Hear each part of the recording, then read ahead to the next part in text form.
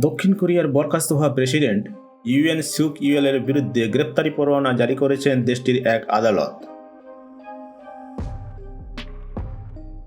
গতকাল সোমবার দেশটির যৌথ তদন্ত দলগুলোর সদর দপ্তর থেকে দেশটির আদালতে ইউএন সুক ইউএলের বিরুদ্ধে গ্রেপ্তারি পরোয়ানা জারির আবেদন করা হয়।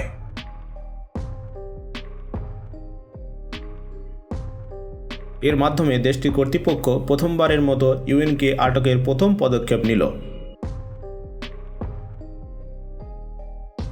তবে দেশটির কর্তৃপক্ষ ইউএনকে কবে হেফাজতে নেবে সেই সম্পর্কে এখনও পর্যন্ত কিছু স্পষ্ট জানা যায়নি।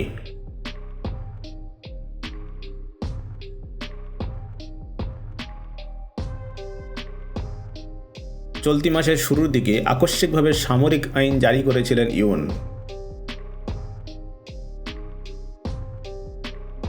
এর জেরে ইউএনকে ইমপিচ করে দেশটির পার্লামেন্ট। এরপর তাকে আনুষ্ঠানিকভাবে সরকারি দায়িত্ব থেকে সাময়িক বরখাস্ত করা হয়। শেষমেশ তার বিরুদ্ধে গ্রেপ্তারি পরোয়ানা জারি করা হলো।